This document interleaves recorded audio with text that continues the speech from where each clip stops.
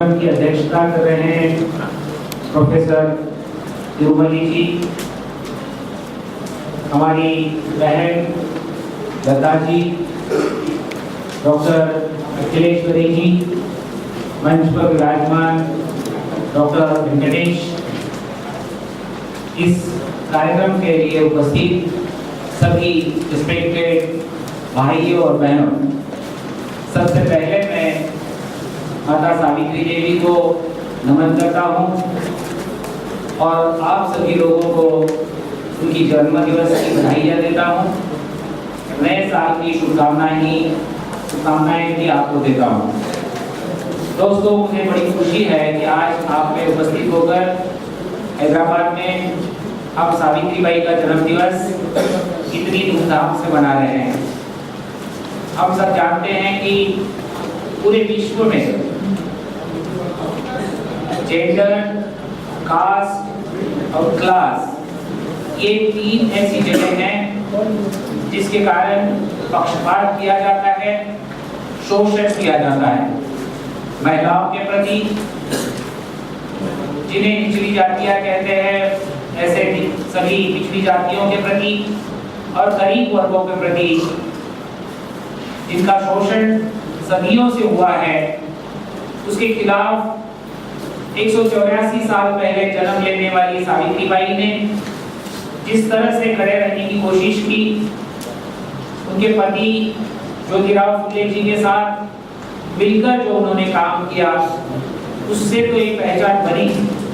1848 में जब पूना में सावित्रीबाई और ज्योतिराव ने पहला स्कूल महिलाओं के लिए शुरू किया, दलितों के लिए, पिछड़ी जाति के बच्चों के लिए शुरू किया, तब सावित्रीबाई की उम्र थी सिर्फ 17 साल की और ज्योतिराव की उम्र थी सिर्फ 21 साल की।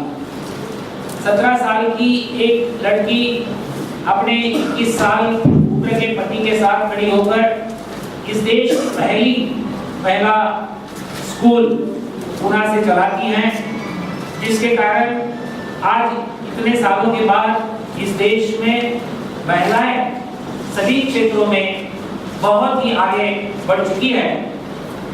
ज्योतिराव फुले ने और सावित्रीबाई ने ये विचार रखा था, the progress of the country can be measured by the progress of women. महिलाओं ने जितनी प्रगति की है, उस पर देश की प्रगति निर्भर होती है, प्रगति का नापन किया जा सकता है। हम सब जानते हैं कि हमारे देश में आज की स्थिति में हमारी महिलाएं कहां पर खड़ी हैं?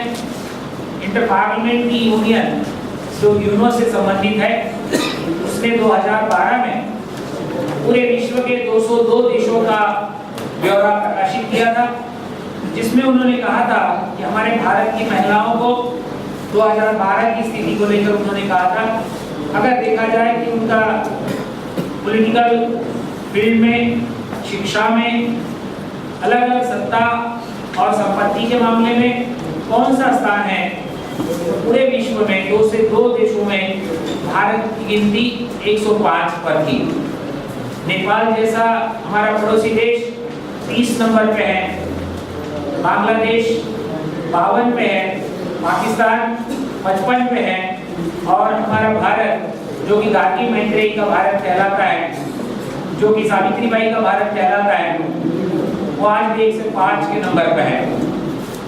इस मुद्दे को लेकर जब हम बहस करते हैं, तो मुझे लगता है कि खास करके पिछड़ी जातियों के बारे में सावित्रीबाई और ज्योतिराव का जो विचार था, उसको आज की स्थिति में हम देखते हैं तो कैसा दिखाई देता है। दोस्तों, ये बात मैं पहले ही साफ कर देना चाहता हूँ कि सावित्रीबाई सिर्फ ज्योतिराव की पत्नी नहीं थी, वो सिर्फ इस देश की पहली महिला टीचर नहीं थी, वो एक नेता भी थी जिन्होंने ज्योतिराव को भी नेतृत्व दिया। और ये मैं अपनी मनगढ़ंत बात नहीं बता रहा हूँ, खुद ज्योतिराव ने जो लिखा है, ज्योतिराव फुले जी ने अपने साहित्य में जिसका जिक्र किया है, ऐसे 4 सबूत मैं आपके सामने रखना चाहूँगा। मैं आपसे विनती करूँगा, जो लोग मोबाइल पर बात कर रहे हैं वो बाहर जाके बात करें। बताएं मुझे कि आपको बराक ओबामा का फोन आया होगा, आपके साथ नरेंद्र मोदी बात करना चाहते हैं, मुझे पता है कि आपके सीएम आपसे बात करना चाहते हैं, मैं जानता हूँ कि आप बहुत महत्वपूर्ण लोग हैं, लेकिन फिर भी मेरी विनती है हाथ जोड़ के आपको, आप बाहर जाके बात करिए। मैं यहाँ पे उपस्थित हूँ तो गौर साहब ने मुझे यहाँ निमंत्रित किया, राव सर ने निमंत्रित किया, लता जी ने निमंत्रित किया, इसलिए मैं यहाँ हूँ। हालांकि मैं आदिलाबाद जा रहा था, कल मेरी किताब का वहाँ तेलुगु में प्रकाशन है। जो सावित्रीबाई पर मैंने किताब लिखी थी, सावित्रीबाई फुले की जीवनी, जो हिंदी में, अंग्रेजी में, मराठी में, बंगाली में, कन्नड़ में, उर्दू में, पंजाबी में पहले ही पहुंच गई है, वो कल तेलुगु में आ रही है और इसका प्रकाशन आदिलाबाद में हो रहा है। तो मैं जब हैदराबाद से गुजरने वाला था तो मेरी बहन, मेरी दोस्त, friend, philosopher and guide Lata ji ने मुझे निमंत्रित किया। उन्होंने कहा कि यहाँ बैकवर्ड क्लास के लिए काम करने वाले एक एमपी हैं गौर साहब और उनके कई साथी है, वो सावित्रीबाई का जन्म दिवस मना रहे हैं, तो आपको समय देना होगा। तो मैंने सोचा कि मेरा ये कर्तव्य है आप लोगों में उपस्थित रहो। दोस्तों, जैसे आपके सामने रखा गया कि पुणे विश्वविद्यालय का नाम सावित्रीबाई फुले पुणे विश्वविद्यालय दिया गया है और उस विश्वविद्यालय में मैं महात्मा फुले और सावित्रीबाई पर 25 साल से रिसर्च कर रहा हूँ। तो मैं कुछ बातें आपके सामने रखना चाहूँगा। जो पेपर्स मैंने लंदन से पाए हैं, जो पेपर्स मैंने कलकत्ता से, दिल्ली से और मुंबई के अरवली से पाए हैं, उसमें से सिर्फ गिनी चुनी बातें मैं सिर्फ आपके सामने रखूंगा। पहला मुद्दा मैं आपके सामने रखना चाहता हूँ वो ये कि सावित्रीबाई सिर्फ ज्योतिराव की पत्नी या उनकी कार्यकर्ता नहीं थी, वो ज्योतिराव की लीडर भी थी। खुद ज्योतिराव उनके नेतृत्व में काम करते थे और ऐसे 4 सबूत मैं आपके सामने रखने जा रहा हूँ। पहला सबूत है सत्यशोधक समाज की नींव रखने पर सितंबर 1873 में सावित्रीबाई और ज्योतिराव ने सत्यशोधक समाज का निर्माण किया, जो देश का पहला पिछड़े और दलित, आदिवासी, महिलाएं, किसान सबके लिए काम करने वाला समाज था, सबके लिए काम करने वाला संगठन था। उस संगठन के द्वारा 25 दिसंबर 1873 को पूना में एक विवाह समारोह किया गया, एक शादी का कार्यक्रम किया गया।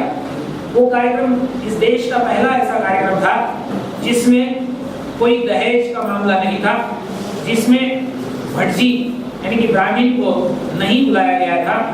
जो शादी सत्यशोधक धारा की तरह से, सत्यशोधक पद्धति से मनाई जा रही थी और जिसका आयोजन, जिसका नेतृत्व खुद सावित्रीबाई फुले ने किया था। उस शादी में क्या बात रखी गई?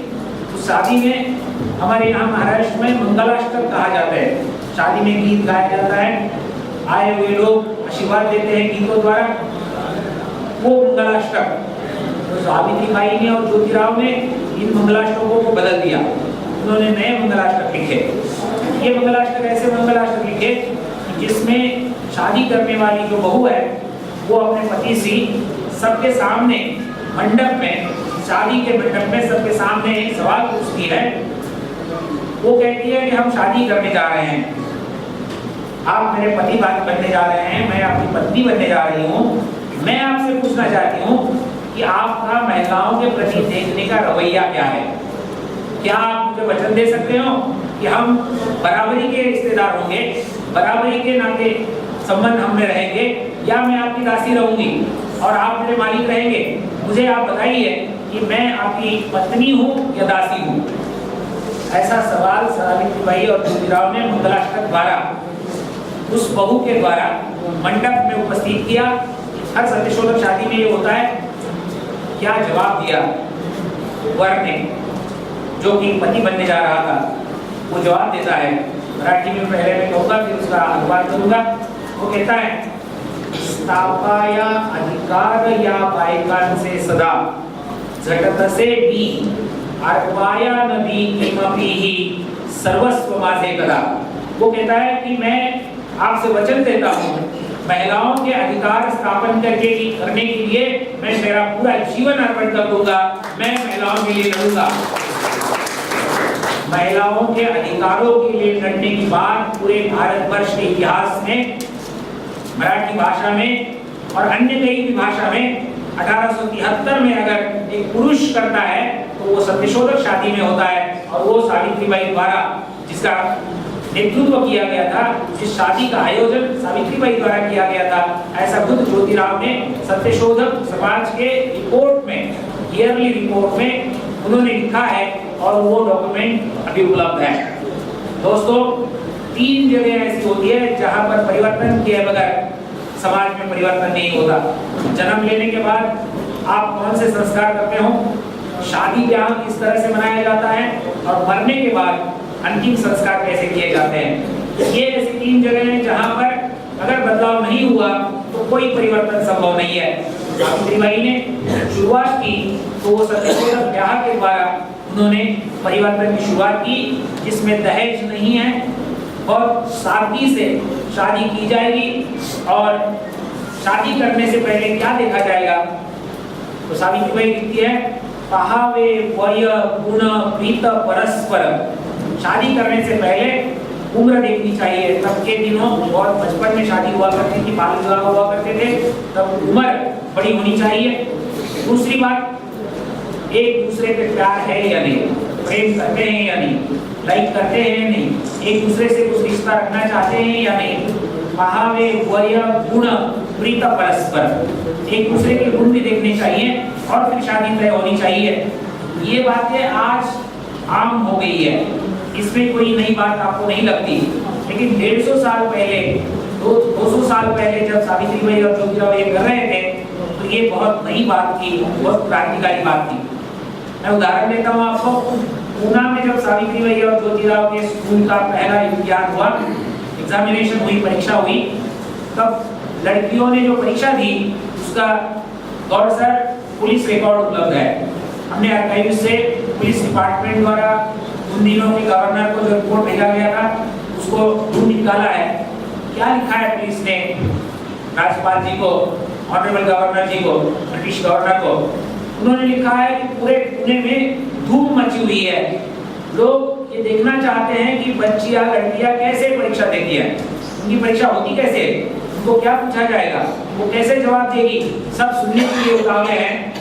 वो पुलिस लिखती है कि पूना में इतनी धूम मची हुई है कि वो परीक्षा देखने के लिए 3000 से ज्यादा लोगों की भीड़ पूना में उपस्थित थी। और आगे पुलिस लिखती है, इतनी भीड़ पूना में कभी भी इसके पहले इकट्ठा नहीं हुई थी। 3000 से ज्यादा लोग, लड़कियां कैसे परीक्षा देती हैं, कैसे सवाल पूछे जाते हैं उनको, कैसे वो इम्तिहान देती हैं, वो देखने के लिए वहां आए हैं। फिर कलेक्टर की उपस्थिति थी, कलेक्टर की पत्नी भी थी, बाकी अफसर थे, एजुकेशन ऑफिसर्स थे, और सबके सामने इम्तिहान हुआ। एक लड़की जिसका पहला नंबर आया उसे पुरस्कार देने के लिए स्टेज पे बुलाया गया। क्या कहा उसने? उस लड़की ने पुरस्कार स्वीकार करते हुए पूछा, ऑनरेबल सर, ऑनरेबल मैडम, आप मुझे पुरस्कार में क्या दे रहे हो?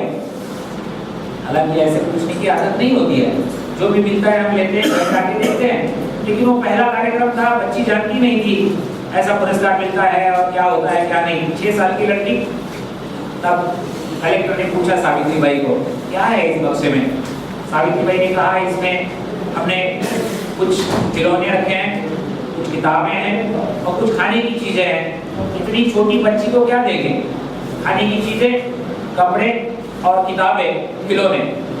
उस लड़की ने क्या कहा, मैं कोई कहानी से, फिल्म से, अखबार से पढ़कर नहीं आपको बता रहा हूँ, मैं आर्काइव से 25 साल के रिसर्च के बाद ओरिजिनल डॉक्यूमेंट्स को जो हमने प्रकाशित किया है गवर्नमेंट ऑफ महाराष्ट्र की किताबों में, जिसका लता जी ने जिक्र किया, हमने ओरिजिनल महाराष्ट्र ऑफ लिटरेचर में इसको ऑलरेडी प्रकाशित कर दिया है। गवर्नमेंट डॉक्यूमेंट कहता है, वो लड़की ने कहा, honourable sir, honourable madam, please don't give me prizes, give it to library. हमें लाइब्रेरी चाहिए, मुझे खिलौने नहीं चाहिए, मैं कपड़े नहीं चाहती, मैं खाने की चीजें नहीं चाहती, मुझे लाइब्रेरी चाहिए। ये